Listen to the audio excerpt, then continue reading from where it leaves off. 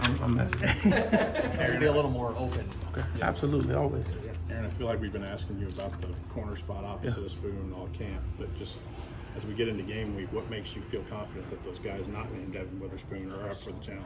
Well, I think they've been rising to the level of practice each and every practice. You know, between Taz, between Terrell Jennings, between Tyler Strain and Tyson Rooks, they've all been doing a great job pushing each other, pushing Spoon. So it's gonna be fun and exciting when you guys find out on game day who that other starter is opposite of Spoon. But I'm very confident about every last one of those dudes, to be completely honest with you. All of them have made plays during spring ball. During fall camp, I'm sorry, living in spring ball a little bit. During fall camp, we had an interception leaderboard that we keep track of during fall camp, and Tyson Rooks ended up winning it. He ended up winning it on the last day. He had 2 picks the last day. You know, so he's been doing really well. I'm extremely proud of all those young guys. Extremely proud of Terrell Jennings. It's a really healthy, good competition right now. And I think anytime you have that at your position, I think throughout the course of the season, you're able to build depth.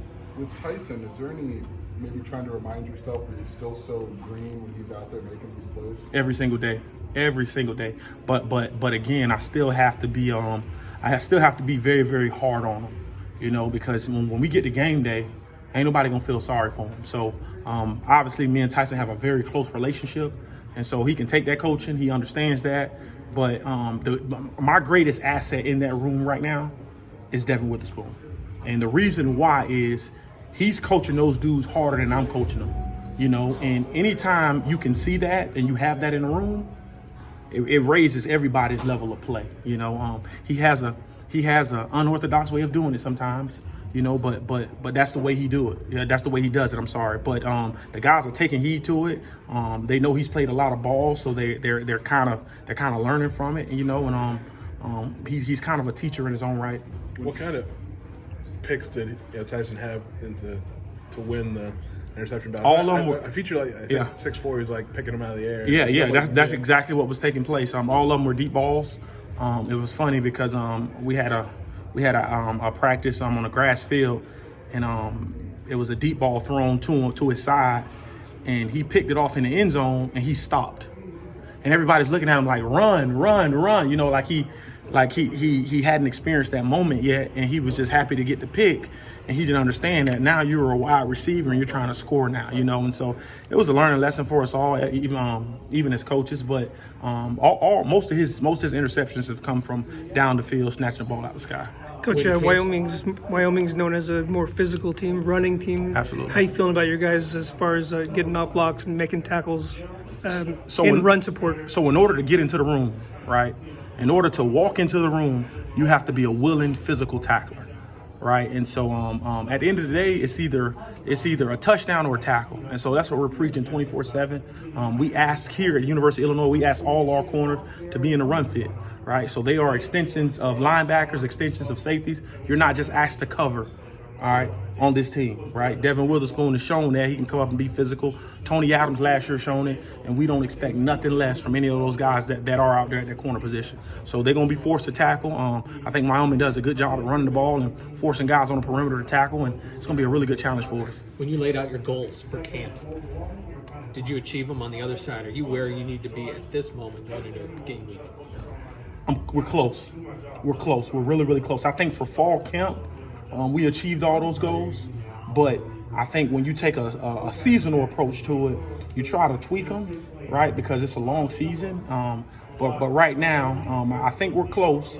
But I think there's a lot more progression that can still be made, just because we got a lot of inexperienced guys, right? The greatest tool I can have in my room is guys who have experience, right? Spoon is one of them, right? Terrell Jennings, right? He hadn't played here yet, but he's another guy with a lot more game time experience. But having those younger guys being able to be thrown into the fire sometime during the season, it's going to be a guy that you guys probably really didn't know about or haven't heard of. That's going to be playing for us. That's just the way it works, you know. And they have to be ready. And I think experience is the best teacher.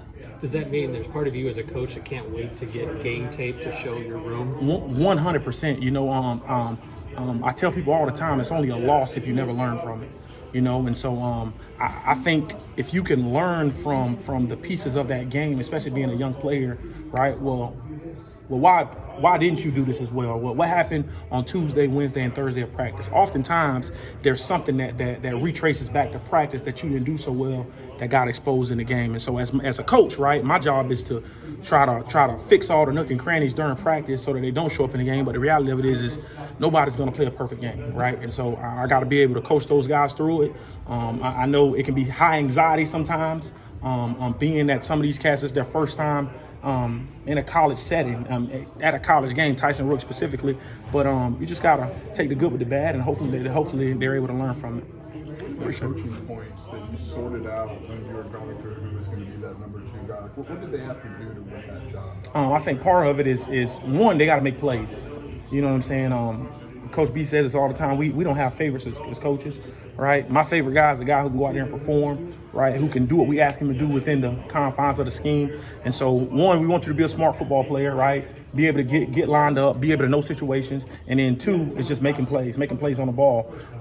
We don't like almost guys or vicinity guys who are always in close to the ball or in close quarters, but they're never making plays on the ball. And so, if that does happen, obviously I got to do a better job in coaching that young man through that. But in deciding that spot opposite of Spoon, I think we just want guys who are going to constantly compete and going to put themselves in position to make plays. You got a pretty good group of upperclassmen. Mm-hmm. How more advanced are they coming into this season than they were this time last year, as far as being able to do more pre-snap stuff and more different coverages and all that? Well, they're a lot more advanced because they know the defense for running. I think coming into the first game last year, we were kind of still trying to find our identity. I think we know what our identity is, and guys are able to play fast, and they complement each other so well, right?